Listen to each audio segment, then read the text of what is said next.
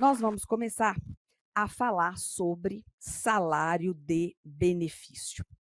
Professora, mas nós já falamos sobre isso, mas não temos a aula completa. E como o nosso curso completo, não pode faltar absolutamente nada, viu? Londrina, no Paraná, Cascavel, também no Paraná, a gente não pode deixar de fazer. Então, eu vou fazer hoje a aula completa sobre salário de benefício. Bem, o que é salário de benefício? Salário de benefício é, na verdade, um valor X, que a gente apura de acordo com os termos, né, da lei, ou melhor, da legislação, e sobre ele nós aplicamos um percentual que vai dar renda mensal, calcular a renda mensal da maioria dos benefícios. Então, nós já tivemos uma questão do Sebrasp dizendo que a renda mensal dos benefícios é calculada pelo salário de benefício. Errado. Por quê? Porque a Sebrasp generalizou. Então, ela teve que anular a questão. Tá? Então, quando eu falo da maioria dos benefícios, é por quê? Porque há benefícios que não vão ter a sua renda, o seu valor calculado de acordo com essa técnica, de acordo com esse valor apurado, chamado salário de benefício.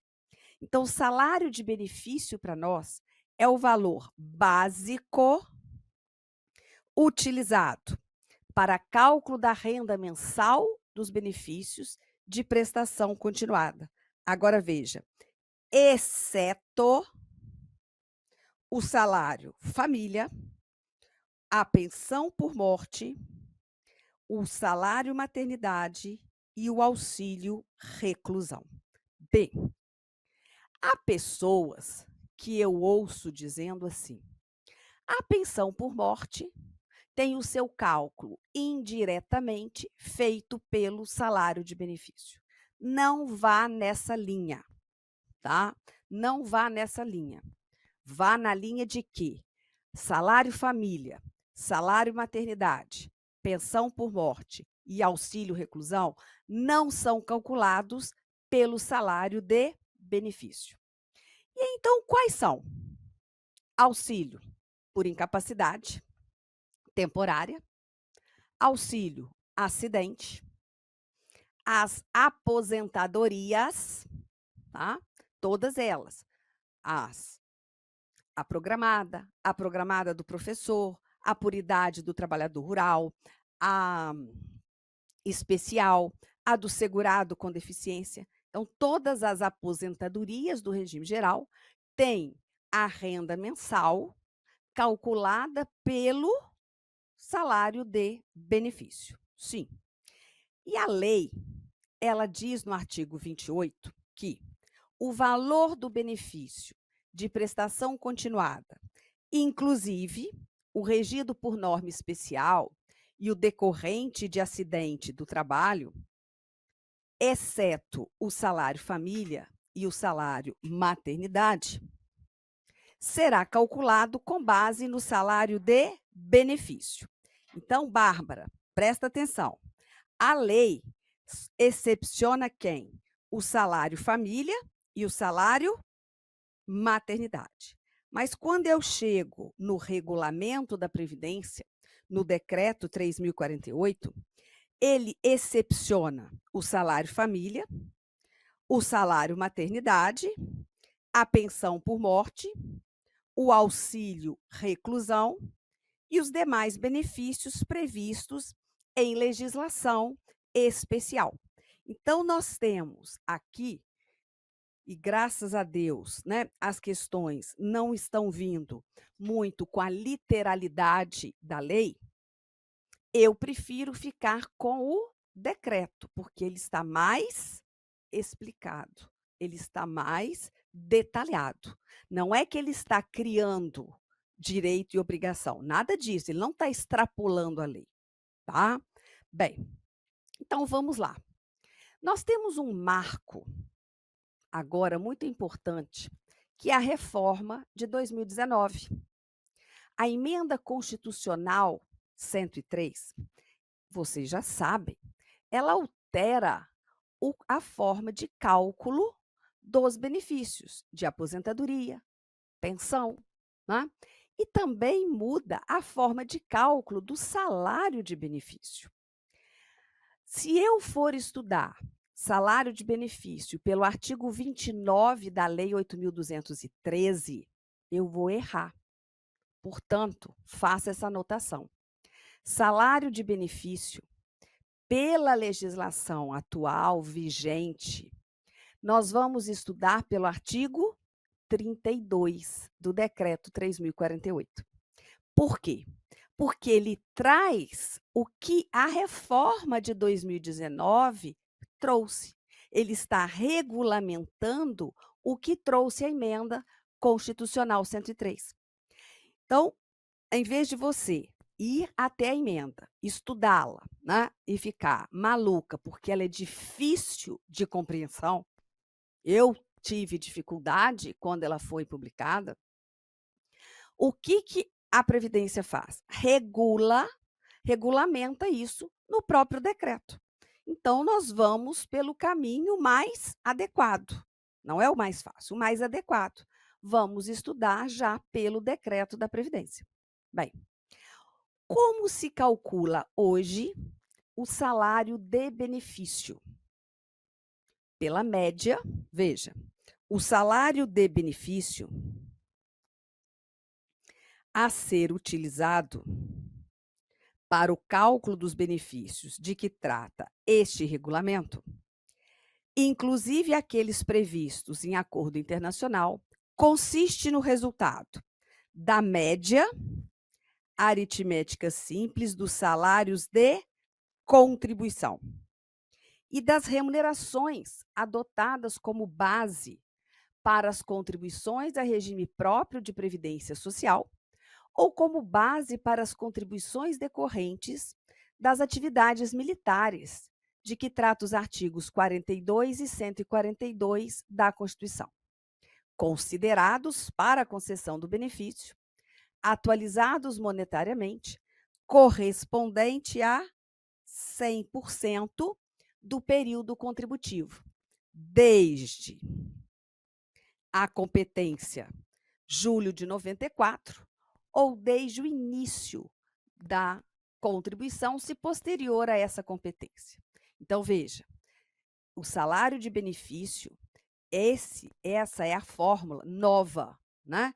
A nova fórmula de cálculo do salário de benefício após a reforma de 2019. Olha, professora, a aula eu vou ficar lendo o artigo? Não. Eu trago para você, quando for ler, entender, saber estudar. Então, veja só, aqui fala, é a média dos salários de contribuição. O que seria salário de contribuição? Salário de contribuição são aqueles valores sobre os quais incidiu a contribuição previdenciária do segurado. Se a minha contribuição previdenciária esse mês incidiu sobre o valor de R$ 2.000, aquele é o meu valor, o valor do meu salário de contribuição. Então, a média dos salários de contribuição correspondente a 100% do período contributivo.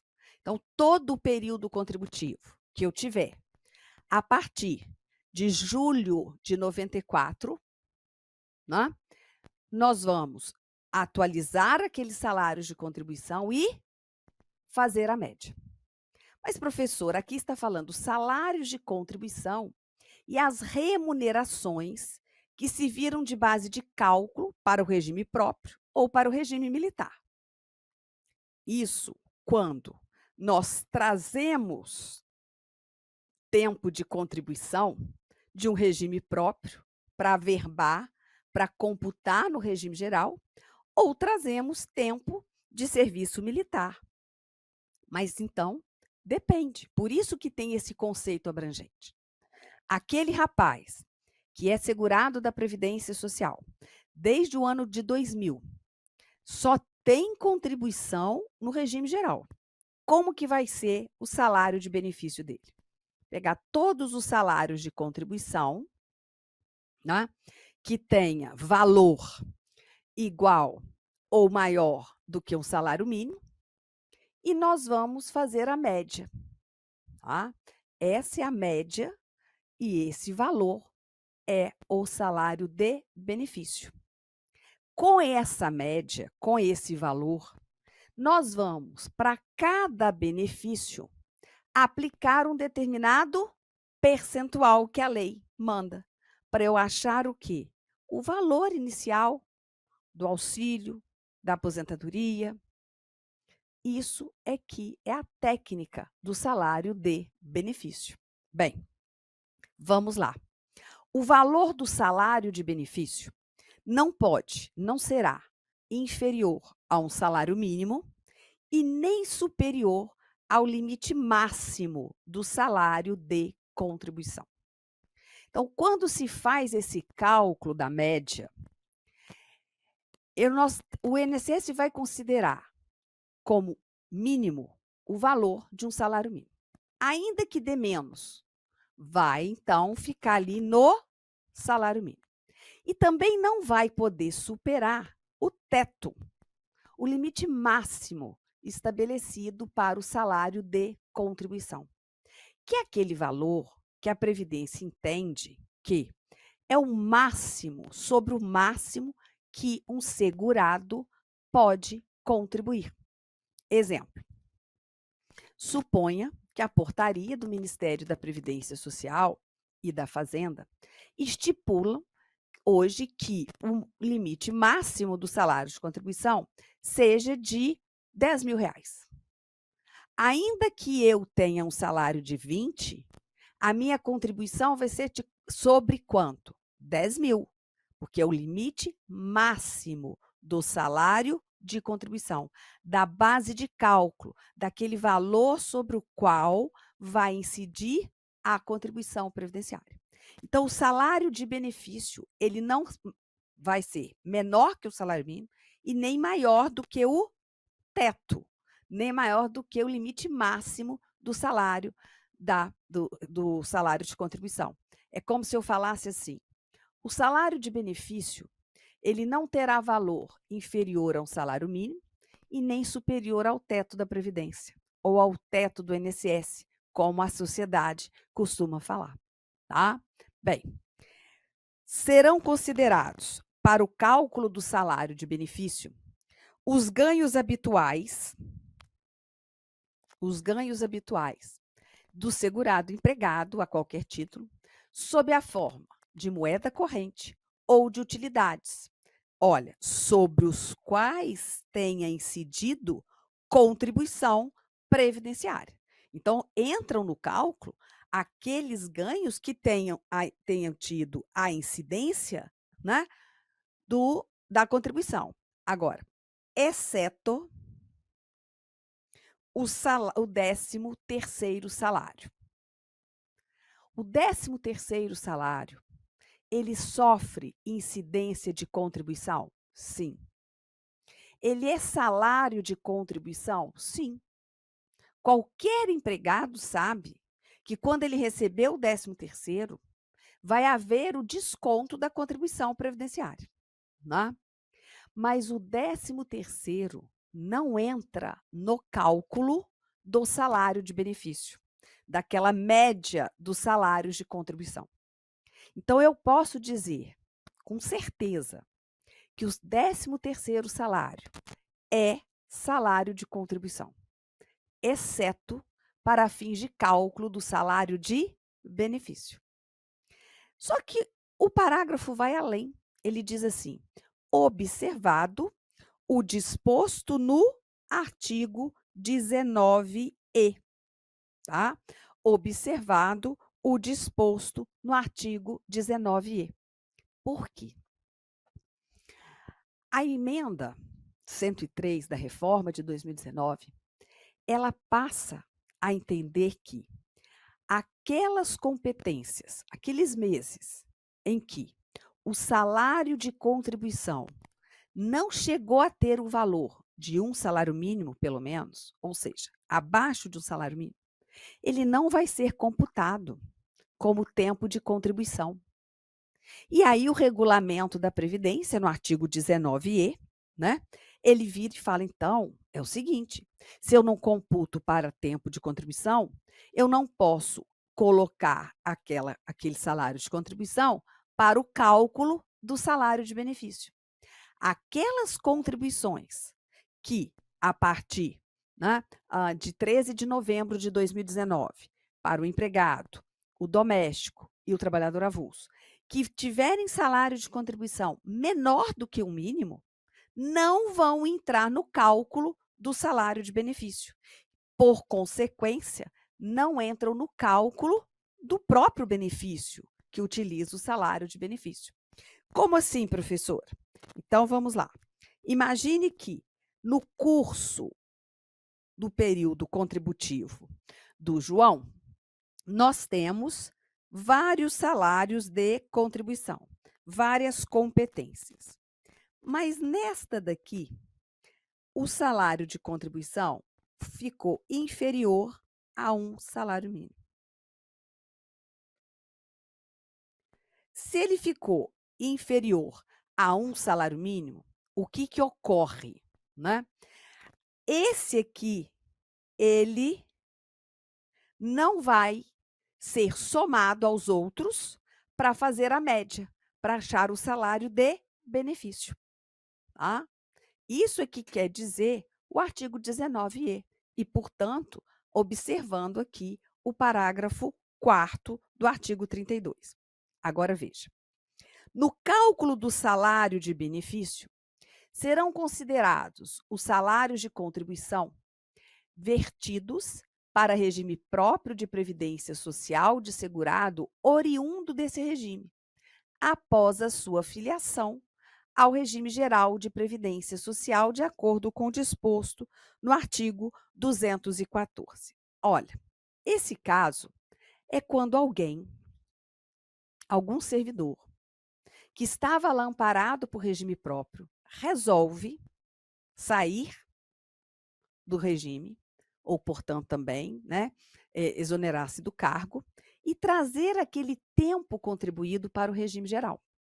Olha, ao ingressar, ao computar esse tempo, vão ser considerados no cálculo do salário de benefício agora pago pelo regime geral, aqueles salários de contribuição, tá? Então, veja, nós vamos trazer aqueles para o cálculo do salário de benefício. E, para fins de cálculo da renda mensal inicial teórica dos benefícios por totalização, no âmbito dos acordos internacionais, serão considerados os tempos de contribuição para a Previdência Social brasileira e para a do país acordante, observado o disposto no parágrafo 9º. Porque nós temos benefícios concedidos por acordos internacionais. São acordos que o Brasil faz com determinado país para que para que seja concedido benefício aqui pelo regime geral, mas uma parte seja pago por quem? Pelo próprio país acreditante, né? Então, a gente paga uma parte e a previdência de lá pagaria outra. É a questão, por isso que vai considerar tempo de contribuição aqui no Brasil e o tempo de contribuição daquela previdência, tá? Eu coloquei aqui só porque é uma redação nova que tem no decreto, mas por enquanto eu nunca, nesses 20 e poucos anos, eu nunca vi cair benefícios por totalização. Bem, agora nós temos a seguinte situação. A gente, no regime geral, não se paga mais de um auxílio, mais de uma aposentadoria, mais de um auxílio acidente, e que são benefícios calculados pelo salário de benefício. No entanto, há segurados que exercem concomitantemente mais de uma atividade no regime geral.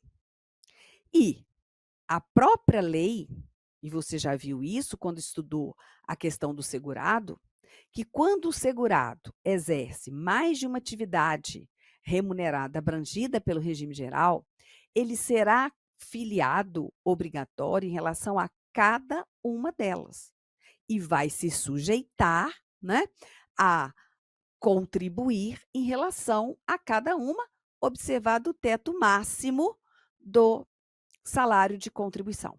Bem, se ele vai exercer mais de uma atividade e contribuir em relação a essas atividades, como que eu faço o cálculo do salário de benefício? Então, aqui, no artigo 32 da lei, dispõe: o salário de benefício do segurado, que contribuir em razão de atividades concomitantes, será calculado com base na soma dos salários de contribuição das atividades exercidas na data do requerimento, ou no do óbito, né? Se for pensar em termos de pensão, ou no período básico de cálculo. Olha, se João exerce atividade A com um salário de contribuição de R$ 3.000 e na atividade B ele recebe R$ 2.000. Naquele mês, nós vamos somar os seus salários de contribuição. Então, o salário de contribuição dele vai ser de quanto? R$ 5.000, né? Para então calcular o salário de benefício. Eu vou até o decreto, já com a atualização de 2020, e veja, o salário de benefício do segurado que contribuir em razão de atividades concomitantes será calculado com base na soma dos salários de contribuição das atividades exercidas na data do requerimento, ou do óbito, ou do período básico de cálculo, observado o disposto no artigo 32, ou seja, aquele artigo que nós acabamos de ver, que é a média aritmética simples dos salários de contribuição correspondente a 100% do período contributivo. Então, nós vamos somar, né, limitado ali ao teto do salário, ao limite máximo. Então, quando exercer mais de uma atividade, nós vamos ter o quê? A soma dos salários de contribuição. Porém, essa soma não se aplica ao segurado que, em obediência ao limite máximo do salário de contribuição, contribuiu apenas para uma das atividades concomitantes. Veja, Maria exerce 2 atividades. Imaginando que ela fosse professora de 2 estabelecimentos privados. Ora, no primeiro, ela tem um salário de contribuição de R$ 10.000. E no segundo, de 5.000. Já no primeiro, na primeira atividade, ela já estourou o teto do salário de contribuição. A contribuição dela vai incidir sobre o teto, supondo, tá? Para a gente não ficar com centavos, supondo que o teto fosse de 8.000. Olha, se ela ganha 10, a contribuição dela já vai incidir só sobre 8. E o restante não tem incidência, porque ela atingiu o limite máximo. Então, neste caso, eu vou somar 10 e mais 5 para fazer salário de benefício? Não. O salário de contribuição dela para apurar o salário de benefício vai ser quanto? O teto, o 8. É aquele valor que sofreu, na verdade, a contribuição previdenciária, certo? Agora, na hipótese prevista no parágrafo 3º do artigo 73, O salário de benefício do auxílio por incapacidade temporária será calculado com base na soma dos salários de contribuição referente às atividades para as quais o segurado seja considerado incapacitado. Então, preste atenção. Existe a possibilidade, você acabou de ver, de uma pessoa, de um segurado, exercer mais de uma atividade abrangida pelo regime geral. Em relação a elas, ele é segurado e vai contribuir, observando o teto máximo do salário de contribuição. Agora, imagine que esse segurado fique incapacitado por mais de 15 dias para uma só das atividades que ele exerce. Então, ele vai ter auxílio por incapacidade temporária em relação apenas àquela atividade. E a outra, ele não está incapacitado, ele continua exercendo. Neste caso, como que eu faço o salário de benefício dele para eu poder pagar o auxílio? Eu só vou utilizar o salário de contribuição daquela atividade para a qual ele está incapacitado no momento. Não é? Não seria razoável eu utilizar todos, de todas as atividades, sendo que o benefício vai ser concedido apenas em relação a uma atividade. Então, é a contribuição daquela atividade, certo? Em relação à atividade que ele está. Bem, quando o artigo 32, caput, fala lá que salário de benefício é a média dos salários de contribuição correspondente a 100% do período contributivo, desde a competência, julho de 94, ou desde o início das contribuições, se posterior a ela, como que eu vou considerar período contributivo? Ah, competência é competência, sim. Mas eu tenho alguns segurados que eles não têm o dever de recolher a sua própria contribuição. Se você é empregado, você sabe disso. É você que vai ao banco recolher a sua contribuição? Não. Você tem ela descontada da sua remuneração. E o empregador fica com a obrigação de recolher até o dia 20 do mês seguinte. Né? Então, aqui nós temos a situação que o regulamento vai falar, olha, como que nós vamos considerar esse período contributivo? Então, para o empregado, o doméstico, o trabalhador avulso, o período contributivo, ele é formado pelo conjunto de competências em que houve ou deveria ter havido contribuição em razão do exercício da atividade remunerada, observado o disposto no artigo 19e. Olha, empregado doméstico e trabalhador avulso têm a sua contribuição descontada. Não são eles que recolhem.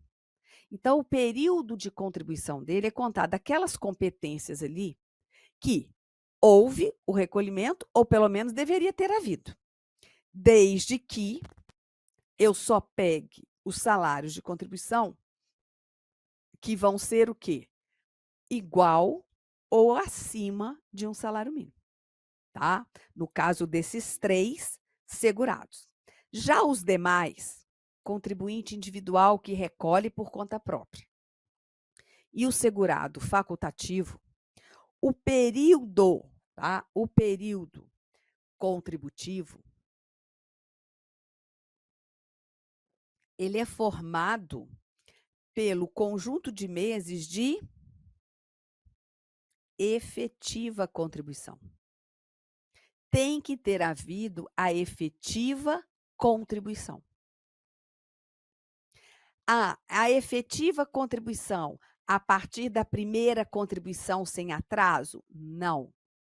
Período contributivo é diferente de contagem de período de carência.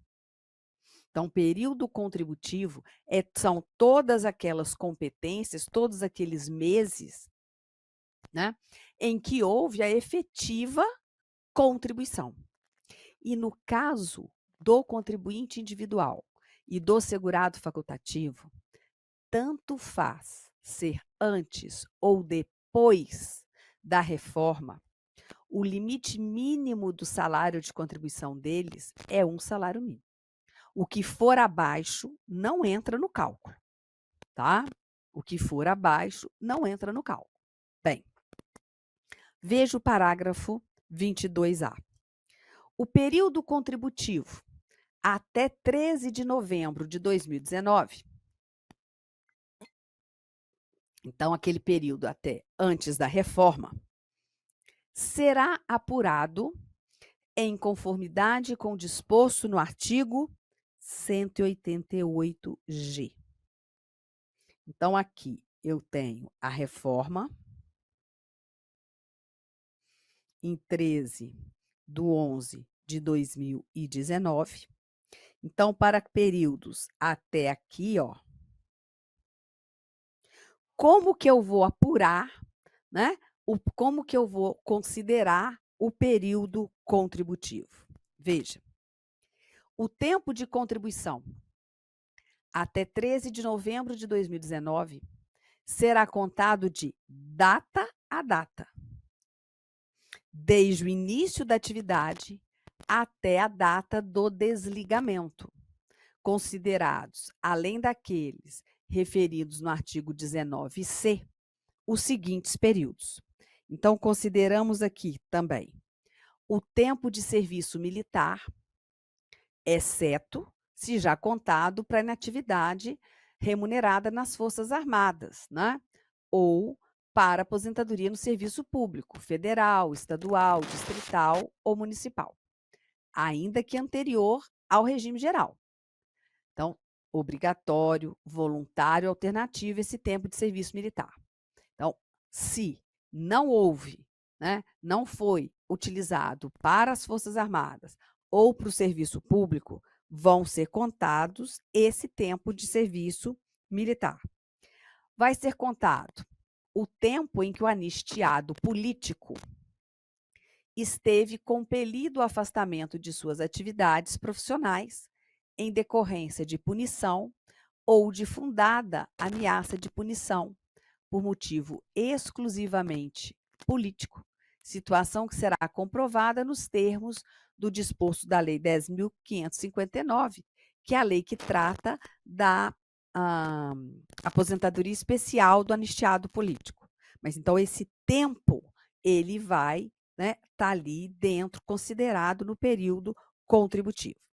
Depois nós temos o tempo de serviço público, federal, estadual, distrital ou municipal, inclusive aquele prestado à autarquia, sociedade de economia mista ou fundação, instituída pelo poder público, regularmente certificado na forma da Lei de 60, desde que a certidão tenha sido requerida na entidade para o qual o serviço tenha sido prestado até 30 de setembro de 75, data anterior ao início da Lei 6226 de 75. Então, é um período lá que ele trabalhou para essas entidades, né, para essas instituições, ou para administração direta, e até 75. Então, esse tempo também, né, é período contributivo. Só que, para o cálculo, não, porque é antes de 75. Mas para depois nós utilizarmos para acréscimo de tempo de contribuição, etc., vai valer. Bem, o tempo de serviço do segurado trabalhador rural anterior, desculpa, anterior à competência, novembro de 91. O tempo de exercício de mandato classista junto a órgão de deliberação coletiva, em que nessa qualidade tem havido contribuição para a Previdência Social. O tempo de serviço prestado à Justiça dos Estados, às serventias extrajudiciais e às escrivanias judiciais, desde que não tenha havido remuneração pelo erário e que a atividade não estivesse, à época, vinculada a regime próprio. E assim vai. Eu não vou ficar falando, mas só para chamar a atenção de vocês, do artigo 188-G, né? Aí veja aqui o parágrafo único. O tempo de contribuição de que trata esse artigo será considerado para fins de cálculo do valor da renda mensal de qualquer benefício.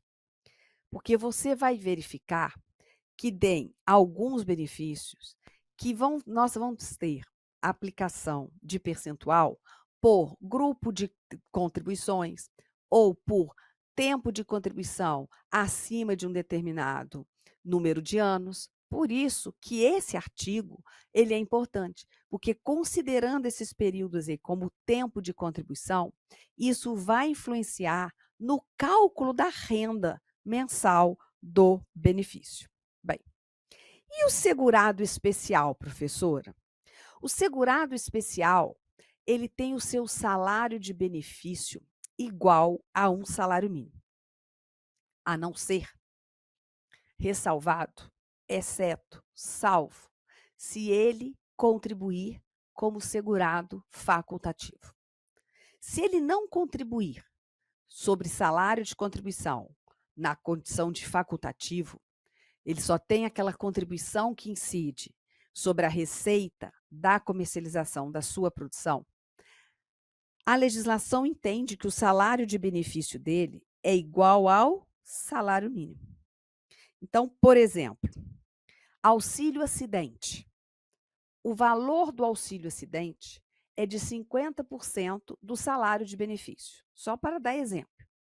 No caso do segurado especial, qual vai ser o valor do seu auxílio acidente? 50% do salário mínimo, né? Por quê? Porque o salário de benefício dele é de um salário mínimo, certo?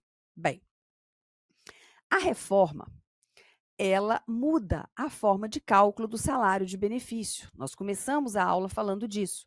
Agora é a média do salário de contribuição correspondente a 100% do período contributivo.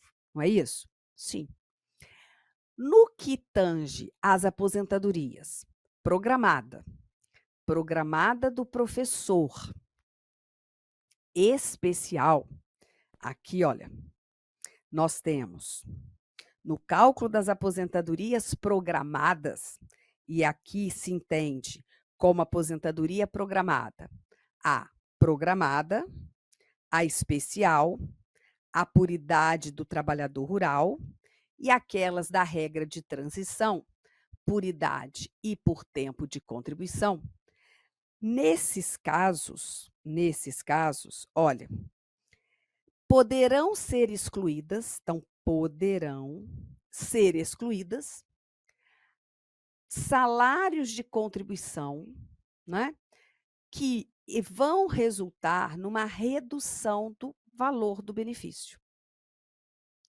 Exemplo, vamos calcular a aposentadoria especial de um segurado. Aquela aposentadoria, né, que ele ficou sujeito a agentes prejudiciais à saúde.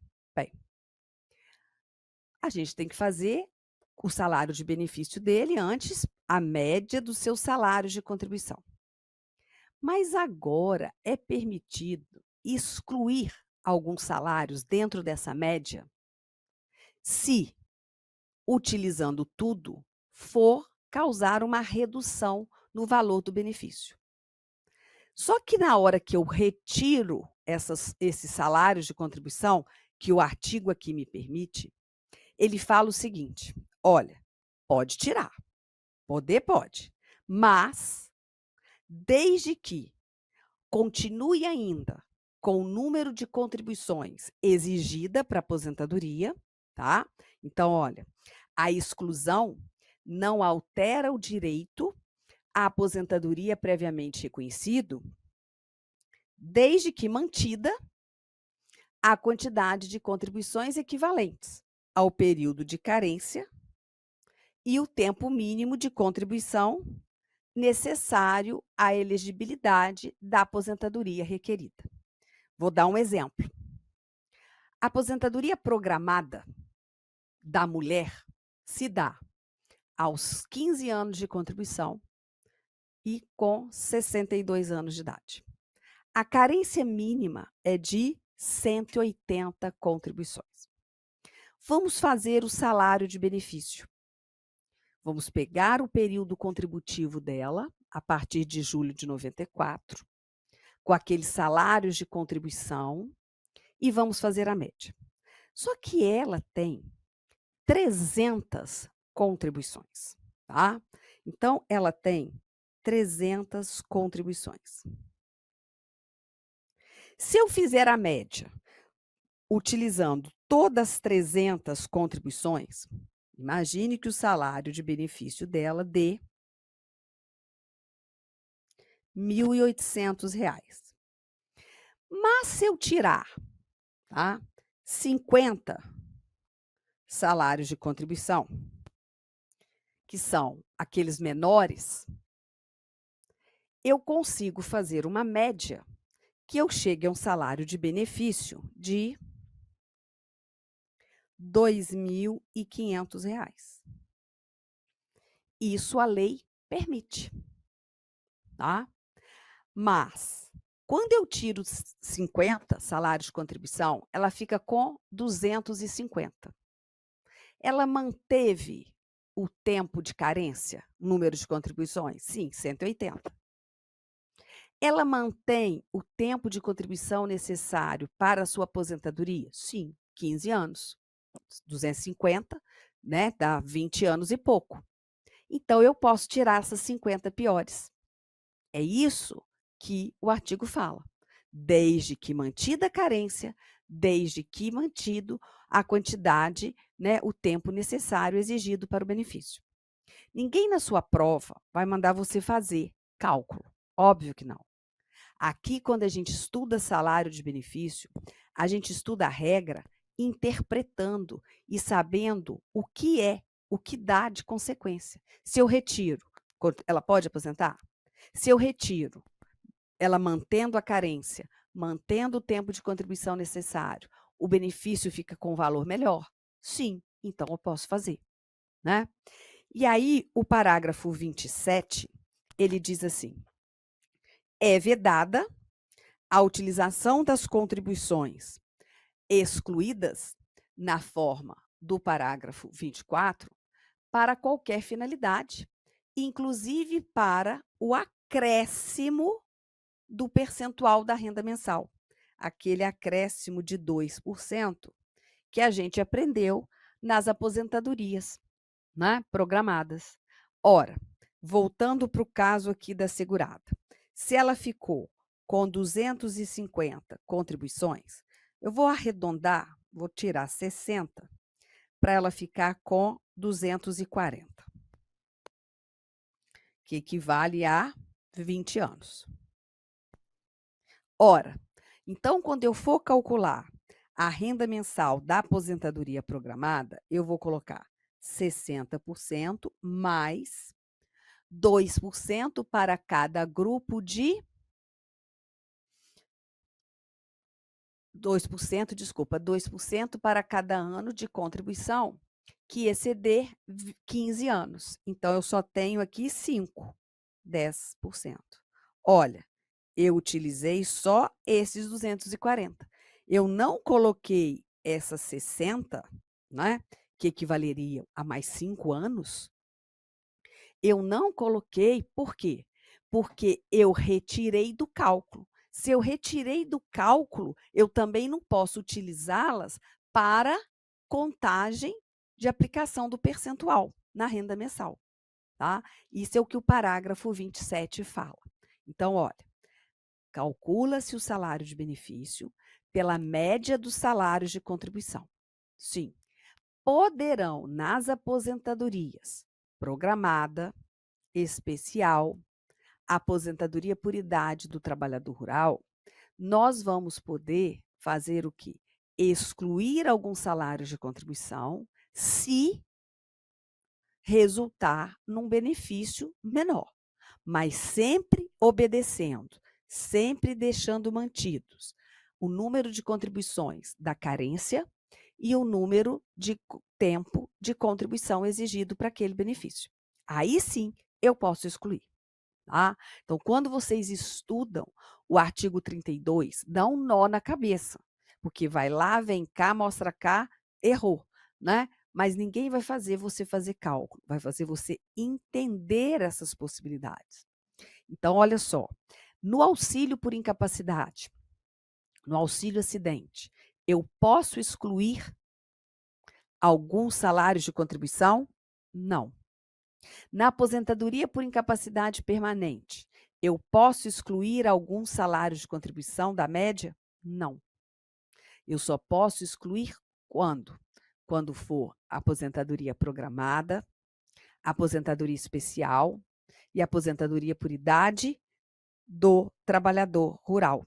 É o que o parágrafo 25 diz. Olha, programada, especial, por idade do trabalhador rural e aquelas da regra de transição, quando a gente utiliza, né, o salário de benefício. Então, sim, essas eu posso fazer a exclusão. Do contrário, não. Os outros benefícios, não. Certíssimo? Tá? Então, a gente tem que prestar atenção. Bem, vocês vão aprender que quando o segurado vem recebendo o benefício de auxílio acidente e ele vai se aposentar, o primeiro benefício, o auxílio acidente, cessa. Não vai ser pago junto com a aposentadoria. Só que, poxa, ele vinha ganhando aquela indenização da Previdência. Por quê? Sofreu um acidente, se recuperou, mas o acidente provocou sequelas que fizeram reduzir a capacidade de trabalho. Nesse caso, como ele vai cessar, o legislador achou razoável colocar o valor dele integrando o salário de contribuição para fazer a média. Veja, para fins de apuração do salário de benefício de qualquer aposentadoria, precedida de auxílio acidente, o valor mensal deste, então o valor do auxílio acidente, será somado ao salário de contribuição antes da aplicação da correção, né, antes da atualização, não podendo o total apurado ser superior ao limite máximo do salário de contribuição. Veja, aqui o segurado tem o período contributivo e ele tem o seu salário de contribuição. Vamos imaginar que ele seja sempre, sabe, só para não perder tempo, 2.000. Mas aqui nesse período aqui, ó, além disso, ele tem auxílio acidente, que é pago no valor de R$ 1.000. Pode ter auxílio acidente de R$ 1.000? Lógico. Eu tenho vários casos, até muito maiores, né? Ora, quando a gente for fazer o cálculo do salário de benefício para ele se aposentar, então é só para aposentadoria, porque aí vai cessar o auxílio acidente. Naquelas competências que ele existia, nós vamos somar o valor dele ao salário de contribuição. Então aqui, ó, aqui vai ser 3.000. 3.000 salários de contribuição para eu poder fazer a média. Tá? Então, eu posso dizer que o auxílio acidente para fins de cálculo do salário de benefício das aposentadorias, ele integra o salário de contribuição. Ah, então, sobre auxílio acidente, incide contribuição previdenciária? Não, ele não é salário de contribuição. Ele só integra o salário na hora que for fazer o cálculo do salário de benefício. E mesmo assim, do salário de benefício para as aposentadorias, tá? Para as aposentadorias. Bem, pronto. Uma outra situação. Quando inexistirem salários de contribuição a partir de julho de 94, as aposentadorias concedidas nos termos do disposto nos parágrafos 5º e 6º do artigo 13, terão o valor correspondente ao do salário mínimo, observado no caso dos acordos internacionais o disposto no parágrafo 1º do artigo 35. Nós não vimos que o cálculo do salário de benefício pega os salários de contribuição a partir de julho de 94? Pega. Mas tem gente que não tem. E como que vai aposentar? Porque tem aposentadoria por idade que, mesmo perdendo a qualidade de segurado, se tiver cumprido lá o tempo de contribuição e a idade, vai poder se aposentar, mesmo tendo perdido a qualidade de segurado.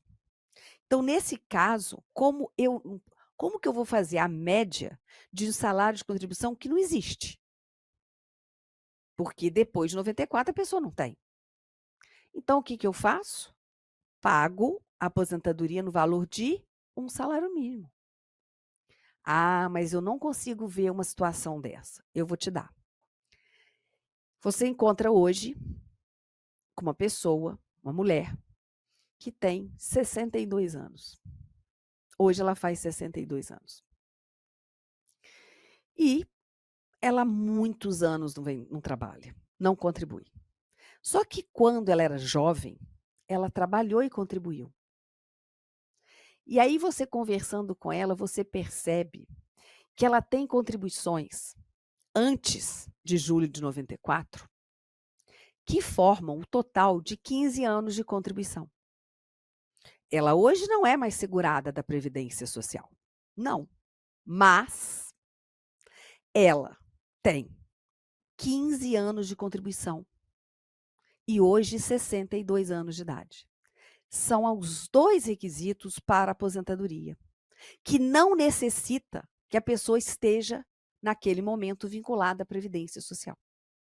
Como eu não tenho nenhum salário de contribuição dessa mulher, depois de julho de 94, o que o decreto me fala? Que a aposentadoria será concedida para ela no valor de um salário mínimo. Tá? No valor de um salário mínimo. Olha que bênção. Essa mulher não contribui há muitos anos. E hoje você vai dar notícia para ela que ela vai se aposentar com um salário mínimo. Mas por que não pode ser mais? Porque ela nem tem no período de base de cálculo contribuição. Aí eu posso usar as anteriores? Não, não posso nesse caso. Então eu dou o benefício dela de um salário mínimo, tá? A Constituição Federal, ela dispõe que todos os salários de contribuição devem ser atualizados monetariamente para o cálculo do salário de benefício.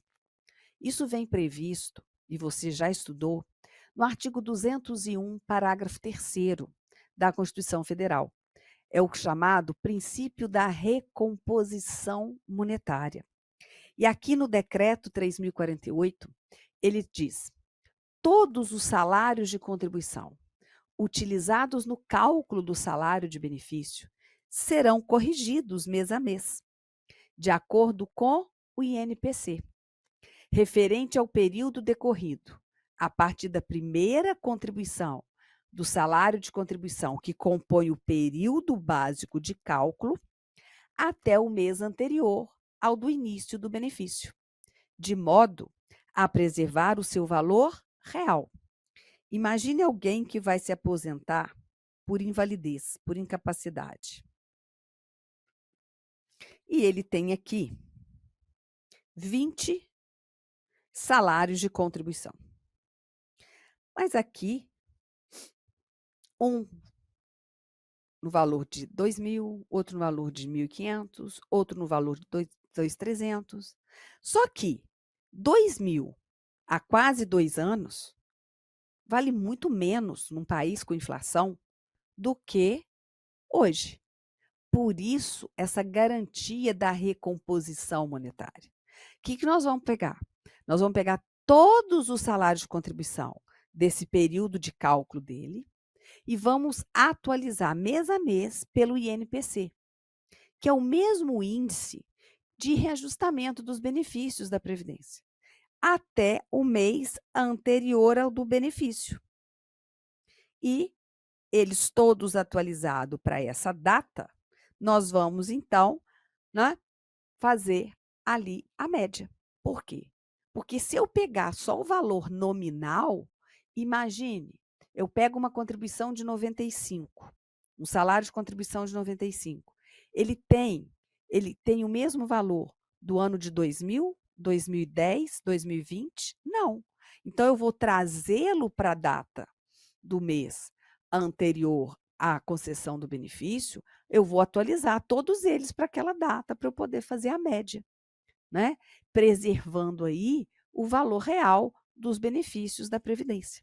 Então, aqui eu tenho aplicado 2 princípios da Previdência Social: o princípio da recomposição monetária e o princípio da preservação do valor real dos benefícios, certo? Então, veja aqui, o que você aprendeu, de vez em quando eu volto e ressuscito, né, aquilo para você ver a aplicabilidade do que você está estudando. Não basta ficar decorando artigo por artigo, tá bom? Então, salário de benefício, vamos concluir? É o valor básico para o cálculo, utilizado para o cálculo dos benefícios de prestação continuada da Previdência Social, com exceção do salário família, do salário maternidade, da pensão por morte, do auxílio reclusão e das pensões especiais da legislação especial. Professora, me dá um exemplo de pensão especial. Pensão para as vítimas da talidomida. É uma pensão de legislação especial, certíssimo? Então, ficamos aqui com salário de benefício. Eu fecho esse tema e daqui a pouco a gente volta com outro. Até mais.